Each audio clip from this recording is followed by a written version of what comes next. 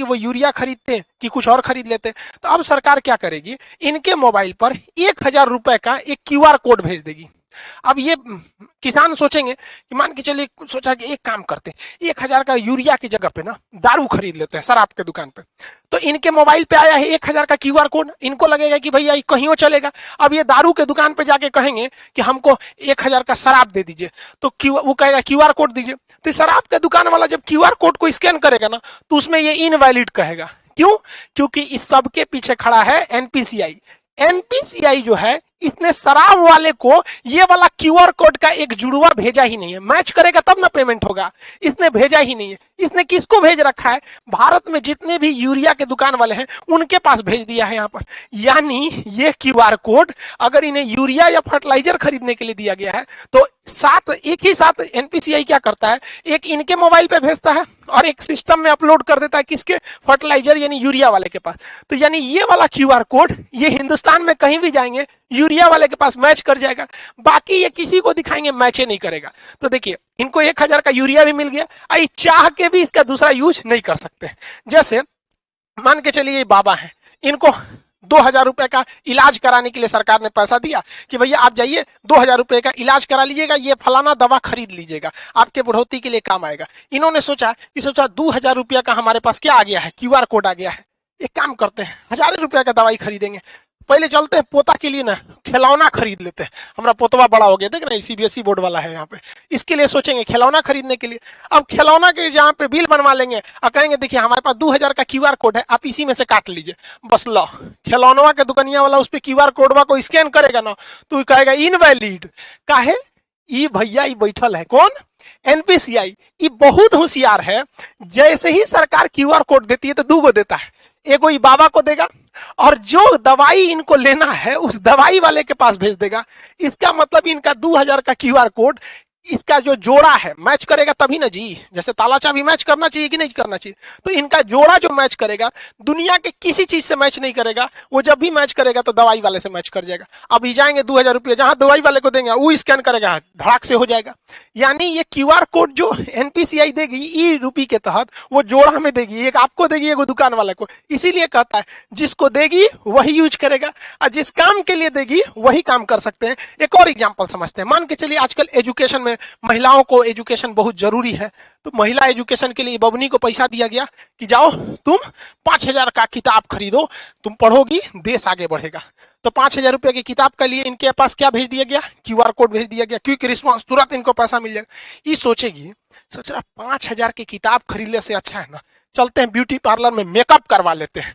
Makeup में पहले पैसा लगता है, कुछ पोत देती हैं सब, एगो झाड़ू रख ले रहती हैं छोट साइज का, अखिया उठा देती हैं, ऐसे छज्जा जैसे बना देती हैं सब। तो मान के चलिए मेकअप करा लेगी। अब मेकअप करेला के बाद कहेगी देखिए हमको मोदी जी ना 5,000 रुपया का क्यूआर कोड दिए, आपको पैसा चाहिए था, लीजिए स्कैन कीजिए। तो निकालेगी स्कैन करने के लिए, ब्यूटी पार्लर वाला कहेगा नॉट मैच, जा एक तो मेकअप हो गया, अब मैच ना करेगा। काहे कि जो एनपीसीआई है ना, इसने क्या किया है कि 5,000 रुपया का क्यूआर कोड एकरा मोबाइल में तो भेजबे किया है, साथ ही साथ जिस किताब के लिए भेजा गया है वो किताब कहां बेचती है, जहां जहां वो किताब बिकती है उस दुकानदार के पास भी है वहां पर, तो वही किताब ये वाले में मैच करेगा। समझ में आ गया कि नहीं आ गया? दूसर कोनो चीज में मैच नहीं कर सकता है, ये फायदा है। इसीलिए इसे कहा जाता है कि स्पेसिफिक पर्सन ही यूज कर सकता है और उसी काम के लिए यूज कर सकते हैं जिसके लिए इसे भेजा गया है। ये क्यूआर कोड जो है ई रूपी का, ये बनेगा कैसे? अब देखिए कैसे बनेगा, उसमें बैंक बनाएंगे, सब बैंकों की जिम्मेदारी है। अभी शुरुआत में कुछ बैंक है जैसे एसबीआई, एचडीएफसी वगैरह वगैरह, धीरे धीरे सारे बैंकों को इससे जोड़ दिया जाएगा। बैंक के पास ही ये अधिकार होगा ये प्रीपेड सर्विस देने के लिए। जैसे मान के चलिए बहुत सारी कंपनी है, डेल कंपनी है, अमेरिका की डेल कंपनी या कोई कंपनी है, वो चाहती है अपने किसी वर्कर को मुंबई भेजी है काम से कि अब मुंबई में उसको रहने के लिए बढ़िया होटल चाहिए, तो उसने वर्कर को दिया कि लो भैया 20,000 रुपया तुम ताज होटल में रह जाना, क्योंकि मेरी कंपनी का नाम होगा, ताज होटल में रहोगे तो। लेकिन वो वर्कर सोचेगा ताज होटल में ना रह के कोनो और होटल में रख देते, पैसा बचा लेंगे, तो कंपनी को लॉस लगा कि नहीं लगा? तो अब कंपनियां क्या करेंगी, धीरे धीरे जब ये एडवांस होगा तो वो क्या करेगा, डेल कंपनी किसी बैंक को कहेगा कि हमको 20,000 रुपया का ताज होटल का एगो कूपन दे दीजिए, क्यूआर कोड दे दीजिए। तो ये 20,000 का देगा तो कुछ अपना चार्ज भी लेगा, 20,000 का देगा। तो अब बताइए, ये आदमी जो कंपनी थी या सरकार थी उसने कूपन बनाने को दिया, तो ये बैंक किसको रिक्वेस्ट भेजेगा? एनपीसीआई को। ये 1 सेकंड के अंदर अंदर इसको कोड बना के दे देगा। एनपीसीआई 3 गो कोड बनाएगा। पहला एगो रखेगा अपने पास कि बाई दी वे कोई विवाद हो गया तो हम मैच कर लेंगे। एगो उस वर्कर बाकी बैंक को दे देगा। तो बैंक इसको देगा एगो वर्कर को कि हाँ भैया ले जाइए, आप ताज होटल में रुकिएगा। एगो स्कैन करने के लिए कहाँ चल जाएगा? ताज होटल के पास। अब लो, तुम ओबराय होटल में लगाओगे, किसी और होटल में लगाओगे, वो सुनबे नहीं करेगा। क्यों? क्योंकि एक जोड़ा उस कर्मचारी के कहाँ पे था? वाउचर में दिया गया था, मोबाइल में स्कैन करने के लिए। एगो किसके पास था? ताज होटल के पास। और एगो किसके पास है? एनपीसीआई के पास। कि बाद में कोई विवाद हो जाए कि ना मैच नहीं कर रहा है, और कंपनी का ना ताजे होटल का ही है, मैच क्या नहीं करेगा, तो ये सुलझा सके। समझ में आ गया? इसके अलावे एगो ये अपने पास इसलिए रखता है कि मान के चलिए इसने भेजा और कर्मचारी आया ही नहीं, 1-2 साल तक नहीं आया, तो बाद में वो वाउचर बर्बाद नहीं ना होगा। तो एक फिक्स टाइम के बाद एनपीसीआई का उसे ताज होटल में जाइए, नहीं रहा है, 2 साल हो गया, एक काम कर, जिसका है पैसा वापस कर दे, लो भैया। तो इतना वेल डिसिप्लिन हो जाएगा ये चीज जिसका कोई हद नहीं। अब सरकार, पहले याद कीजिए, पहले राजीव गांधी जब प्रधानमंत्री हुआ करते थे, उस समय की बात है, वो कहते थे 100 रुपया भेजती है सरकार तो 55 रुपया पहुंचता है। अब बताओ भाई, अब तो इसमें टेक्नोलॉजी का है। 100 रुपया भेजेगी सरकार तो 100 रुपया पहुंचेगा, और जो ने चीज खाती भेजेगी वही चीज में पहुंचेगा, क्योंकि उसका जोड़ा 3-3 को बनाया है। एगो एनपीसीआई रखा है, एक जिसके लिए आपको भेजा है, दूसरा जहां स्कैन करेंगे वहां पे। अब जैसे मान के चलिए किसी को, अब आप इतना तो समझ ही गए, अभी सरकार ने कुछ मंत्रालय को इसमें किया है, आगे जाके सारी चीजों को इसी से जोड़ दिया जाएगा, वही काम ही आ सकता है। कई ऐसे डिपार्टमेंट है सरकार के जहां सरकार देती है पेट्रोल भरवाने का पैसा कि लीजिए फलाना अधिकारी हैं आप, पेट्रोल भरवा लीजिएगा 10,000 का, और दौरा कीजिए गांव गांव में विकास हो रहा है कि नहीं। तो सर अधिकारी क्या करते थे? सब घर में सुतते थे सर, अब पेट्रोलों का पैसा बेच देते थे सर।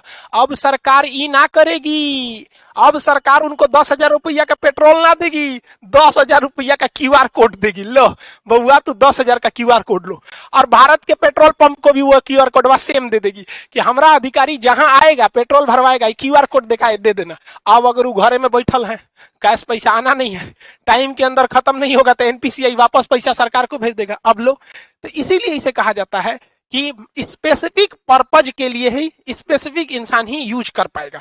तो ये पूरा खेल चल रहा है एनपीसीआई के अंडर में, वो काफी मैच कर रहा है इसको। इसके और भी बहुत सारे फायदे हैं। पहला कि इसके लिए किसी भी तरह के नेट की जरूरत नहीं है, आपको जरूरत नहीं है, जो पैसा काटेगा उसको जरूरत है। अब मेरे पास क्यूआर कोड आ गया है तो हमको क्या जरूरत है नेट कोड का? जो पैसा काटना है, जो दुकानदार है उसके पास रहना चाहिए, पर्सन के पास नहीं रहना चाहिए। इसके लिए किसी एप्लीकेशन की जरूरत नहीं है। पहले आप पेमेंट पैसा देते थे यूपीआई के थ्रू या किसी के थ्रू, तो आपको कोई ना कोई, चाहे गूगल पे रखिए, पेटीएम रखिए, भीम रखिए, फोन पे रखिए, अब बड़ी ज्यादा था ससुरा पेमेंट ऐप, तो कोई ना कोई एप्लीकेशन की जरूरत है। ऐसा कोई अभी एप्लीकेशन की जरूरत नहीं है, आपके मोबाइल पे क्यूआर कोड आ जाएगा, रजिस्टर मोबाइल। दूसरा, इसमें किसी भी तरह के रजिस्ट्रेशन की जरूरत नहीं है। अभी क्या है, कोई मोबाइल से करना चाहता है तो फोन पे डाउनलोड कर लेगा, ले ससुरा केवाईसी नहीं है, रजिस्ट्रेशन नहीं है, 20 गो झमेला है, इसमें कोई रजिस्ट्रेशन की जरूरत, कोई लिमिट भी नहीं है, कितना का क्यूआर कोड बनाना है कितना, कोई दिक्कत नहीं है। अभी ये शुरुआती फेज में है, आने वाले 4-5 साल बाद ये बहुत ही ज्यादा बढ़ जाएगा। एक वक्त था, आज से 10 साल पहले लोग एटीएम यूज करने नहीं जाते थे। एगो बैंक का एटीएम था, ससुरा कौन बैंक का था, आईसीआईसीआई का था कि एचडीएफसी का, उसमें हम आज से 10-12 साल पहले एटीएम का कड़वा लगाए थे, तो अंदर लेके चल गया था, धक धक करने लगा था, सोचा हमारा कड़वा अंदर ले गया, देगा कि नहीं देगा। लेकिन आज देखिए एटीएम कितना फेमिलियर हो चुका है, तो धीरे धीरे ये भी काफी फेमिलियर हो जाएगा। अब आप समझ गए कि ये स्पेसिफिक काम में ही इसे यूज किया जा सकता है। आने वाले वक्त में सारे लोग अब ऐसे ही करेंगे। जैसे कोरोना में किसी को आपको खाना देना है, तो एक काम कीजिए, आपको मान के चलिए दिल्ली के लोगों को खाना देना है, तो आप क्या कीजिए, 1000 क्यूआर कोड बना लीजिए, और उस क्यूआर कोड का एक कॉपी तो एनपीसीआई के पास रहेगा, आपको 2 को ना मिलेगा। तो आप क्या कीजिए, उस 1000 क्यूआर कोड को दिल्ली के होटल को दे दीजिए, और बाकी बचा को 1000 जनता को दे दीजिए। तो वो क्यूआर कोड कहां जाएगा, होटल में, खाइबे करेंगे, बाकी तो पैसा मिलेगा नहीं। तो जिस काम में जाएंगे अब पैसा वहीं यूज होगा। बहुत बहुत धन्य है भैया ये टेक्नोलॉजी जो आया। अगर ये टेक्नोलॉजी नहीं रहता, नेट इतना नहीं रहता, तो बहुत ये सब चीज बहुत मुश्किल थी। और एक तरह से अगर आप देखेंगे ना तो डिजिटल इंडिया का यही फायदा है। और डिजिटल इंडिया को सफल बनाने में सबसे ज्यादा अगर कोई योगदान है तो जियो ने जो शुरुआत में फ्री दिया, लोगों को इतना ना आदत दिला दिया कि लोग अब डिजिटल हो गए। पहले डाटा बहुत महंगा मिलता था, 999 में 1 GB ऐसे करके 3G मिलता था। और रात भर अगर डाटा ऑन हो गया, सुबह उठते आदमी देखता था डाटा ऑन, और ये बाप मर गए रे ससुरा, सब उड़ जाएगा। आज कोई टेंशन ही नहीं, सबका डाटा हमेशा ऑन रहता है। तो इसमें जियो ने भी बहुत ज्यादा योगदान दिया है दुनिया में सबसे सस्ता डाटा हम लोग को देकर। आई होप आप इसको समझे होंगे। मिलेंगे नेक्स्ट क्लास में। जय हिंद।